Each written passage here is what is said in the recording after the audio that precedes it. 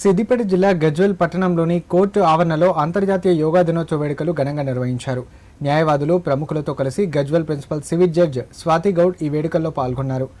ఈ సందర్భంగా ఆమె మాట్లాడుతూ ప్రస్తుత కాలంలో చిన్నపిల్లల నుండి పెద్దల వరకు మానసిక ఒత్తిడి కారణంగా అనారోగ్యాల బారిన పడుతున్నారని చెప్పారు.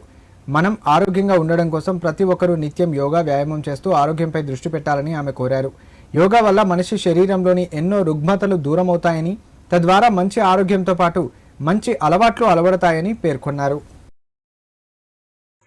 మనకి రెగ్యులర్ ఉన్న హ్యాబిట్స్లో యోగా అనేది అందరం ప్రత్యేకంగా డైలీ చేసుకుంటూ వారి ఆరోగ్యాలను కాపాడుకోవాలని మనకున్న ఇప్పుడున్న ఈ జనరేషన్లో స్ట్రెస్ లెవెల్స్కి ప్రతి ఒక్క అందరి ఏజ్ వారికి యోగా అనేది ముఖ్యం.